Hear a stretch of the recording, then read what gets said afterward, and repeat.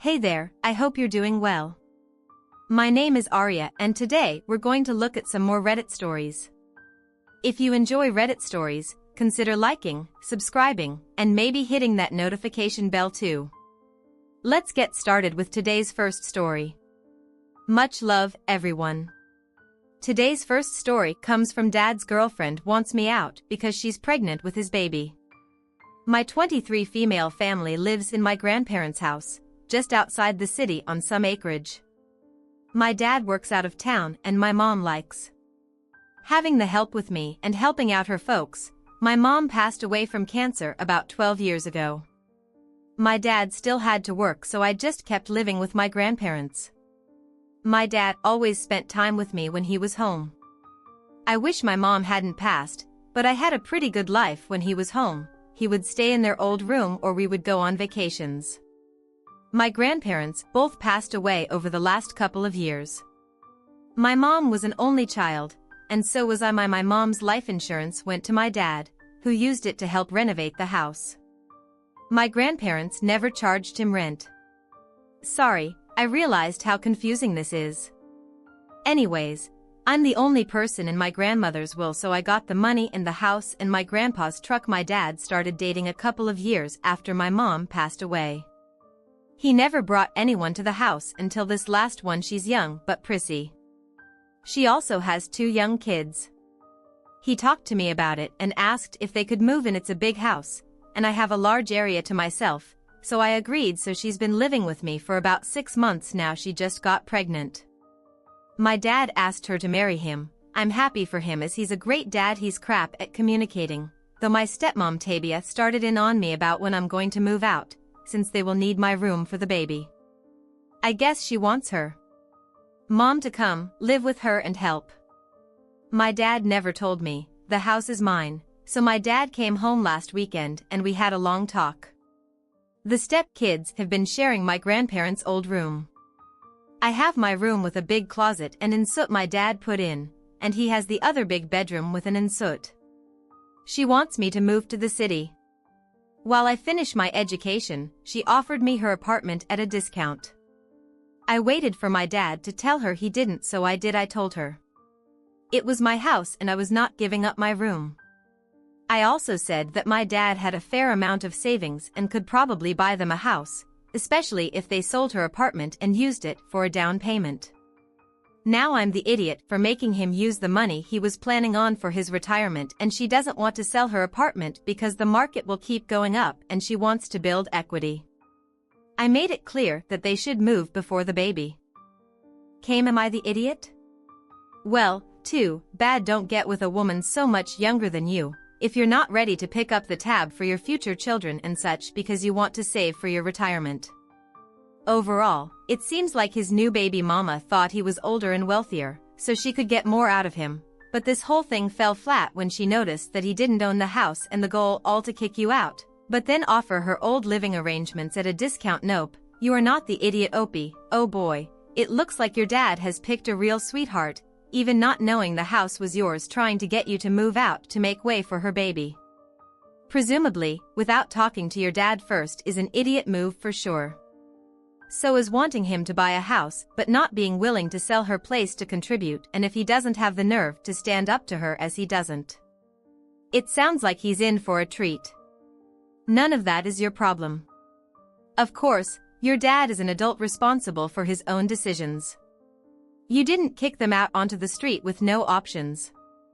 Look at it this way: she wanted a place without you in it, and now she can have one problem solved. They could make some sacrifices and have a comfortable living situation. Your stepmother and your father are trying to push you out of your own house, where you have allowed them and the children to live rent-free. Talk to an attorney immediately. Getting rid of them legally may be much harder than you realize. In many jurisdictions, a visitor can become a legal tenant, regardless of whether they pay you any rent in a month or even less. I'm a singled out of 2 girls, both very young. They go to the same school and their mom, and I take turns in picking them up and dropping them off at school. Their mom started dating this guy Sean exactly 4 months ago. He's moved in already and is living with the girls as well at their mom's place. I got a call from their mom the other day asking me for my approval to put Sean on the girls' school emergency contact list. I laughed at first thinking, "Are you serious? What should I do that for?" She got angry and said, "Well, he bought a new car." I asked what this had to do with it. She explained that she had to start working more and may not be available in case of an emergency and want Sean to be able to act on her behalf. If and when something happens, I said that if and when something happens, God forbid, then the last person I want acting in an emergency is her boyfriend of 4 months. Like all the delusional, I told her that she shouldn't put work over an emergency, basically her daughter's safety. For goodness sake, she got angrier and called me unhinged, jealous, uncooperative and nasty, and said that I clearly didn't have the girl's best interest at heart. I hung up, but she kept calling and then had her mum tell me to do it and stop being petty. Just because I don't like the guy who, by the way, is the girl's future stepdad. I've been getting a heat from in-laws because of my refusal, which makes me want to reconsider, but I don't know and I don't feel comfortable with this request. Am I the idiot, not the Hidayah?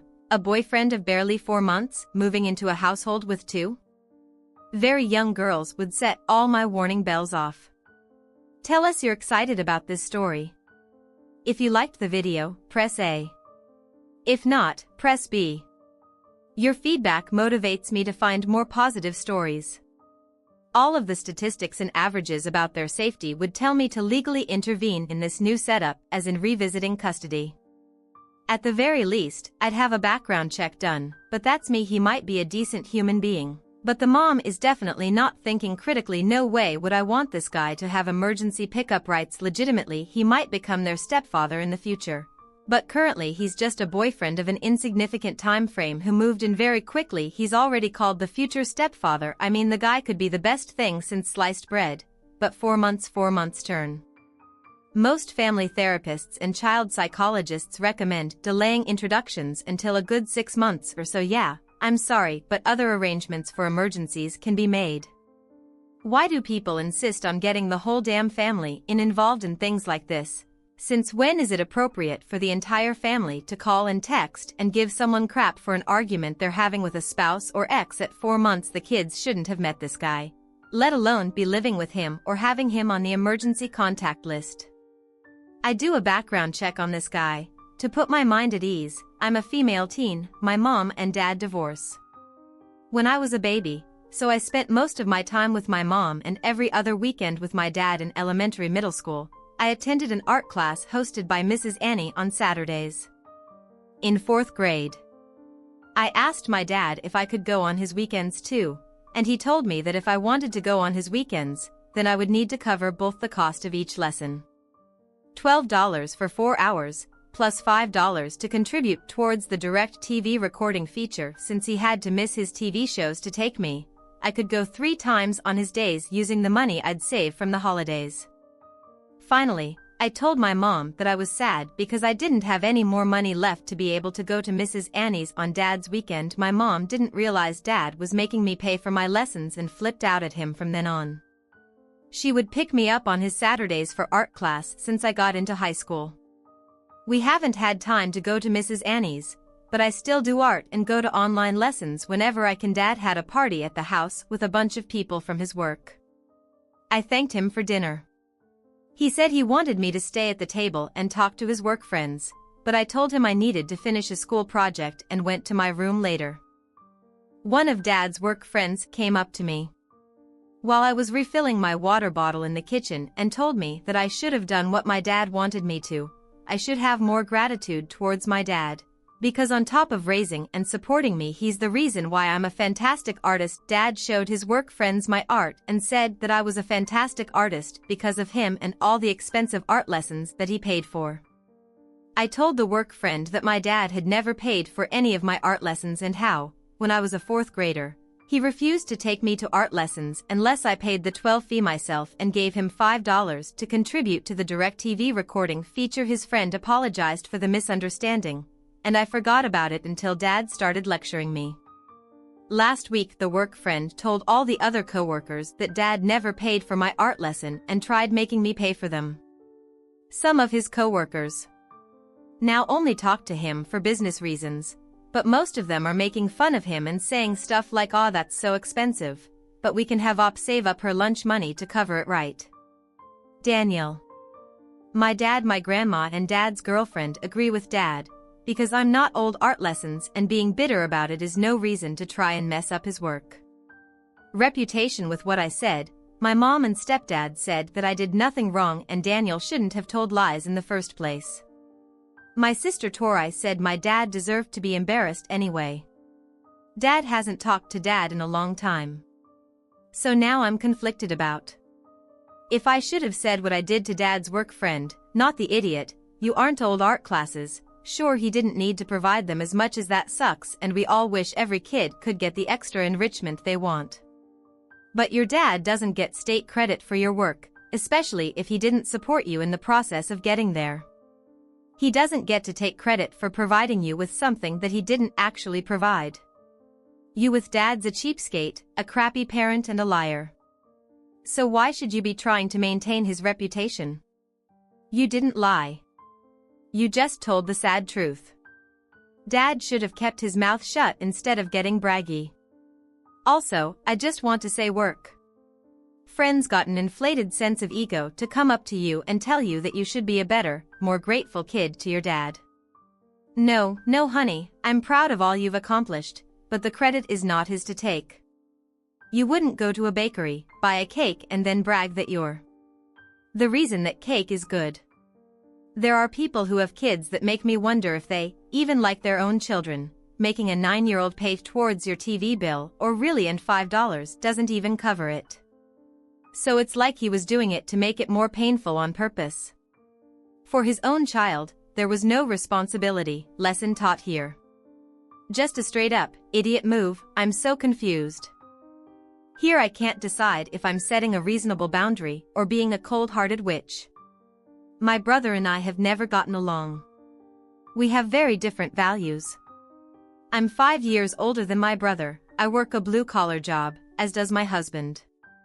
We have one toddler. My brother is an entrepreneur who bounces from project to project when he was 23. He married his wife. I was engaged at the time, but my now husband wasn't invited. I barely knew this woman then, so I didn't care. I was just there for appearances over the years. I've seen this woman only at family gatherings. She was never hostile to me, but we had nothing in common and never had any great interactions. My parents told me about the divorce and I didn't have much of a reaction.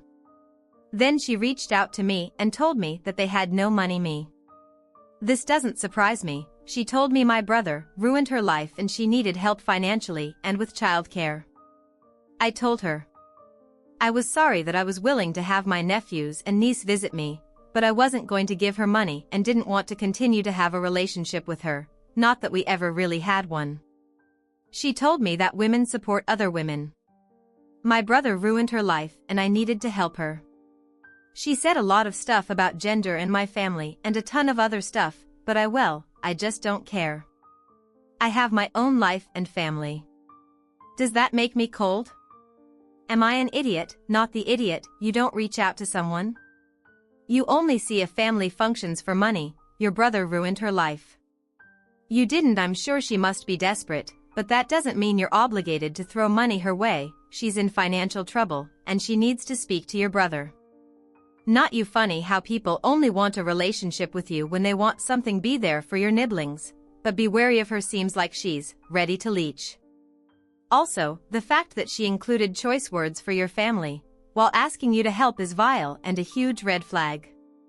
I kept venting about him, but the rest is uncalled for. It's not just money either. It's childcare. How or what are you supposed to do there if you and your husband both work? Is she expecting you to babysit or pay her childcare costs either way? That's not your responsibility. She can bring your brother to court for child support if he's not helping, but you have no obligation just to give her money ever. Good luck, because this seems like it's only going to get worse if she keeps harassing you. Instead of blocking her around 3 months ago, I 25 female married, my husband, 27. I've been hearing about this from my in-laws non-stop. My husband has a younger sister, Alice, 22, who, in my opinion, is a total brat. Alice had some type of childhood sickness, but she overcame it. However, his parents were very lenient with her to the point where she couldn't be corrected in any form without it being a big deal.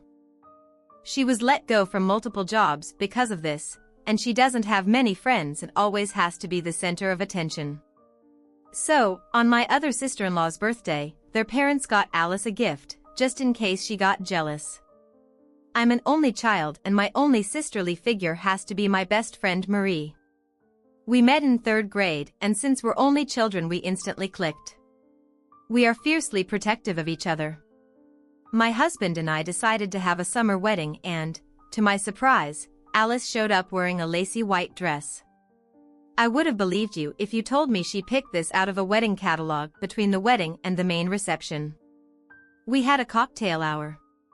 People kept asking me about Alice and I was becoming visually annoyed. So many people thought she was my husband's ex. Instead of his sister, I could tell the situation was making Marie angry, and I watched Marie walk over to my husband's family, greet them, and on her way back, she tripped and fell by Alice, while holding a glass full of red wine. Alice ran to the bathroom with mother-in-law following her, and father-in-law came up to us and started to demand that Marie leave. I told him, no, Maria is a lightweight and it was a mistake. My husband backed me up and said that since Marie is thin, she can't handle as much alcohol, but we'd make sure she sobered up before the reception. At the reception, Alice was wearing a beautiful green dress and Marie magically felt better. My in-laws have been bringing up the incident non-stop, but I have difficulty feeling bad, even though I know it wasn't an accident, not the idiot, and your best friend is awesome. This is what it's about. Do not feel bad or guilty at all. Your in-laws need to quit coddling the brat that they created, and they need to quit being so childish to still bring this up. You should tell them to grow up and move on. You'd ask to your hubby for backing you up. Another way this could have gone is Hubs could have confronted his sister and told her she needed to change. I understand why you wouldn't want to do that, but it would have gone a long way in proving to his wife that he has her back and won't allow his family to mistreat her. That they're a team. He probably knew his sister would throw a hissy fit in front of everyone and didn't want his wedding day ruined by it. Your in-laws created a monster and your friend was just fixing the white dress issue. Everyone knows you don't wear a white dress to a wedding. Clearly they had a backup dress. So what's the problem? Also, if she ever finds someone to marry her, please get pregnant and accidentally announce the fact you're pregnant at her wedding. So many narcissistic women who cannot let anyone else shine in their presence. My sister, or is that type of woman. I've seen her cry because she didn't get a turkey leg during Thanksgiving dinner at the ripe age of 20. I'm going to turn this one over to you. What do you make of this situation? Share your thoughts in the comments below, and as always, a huge thank you from the bottom of my heart for getting involved in today's stories. Your love, support, and time mean the world to me. So, thank you so much for being part of this. I really appreciate your time. I'll see you in the next one. Take care and much love.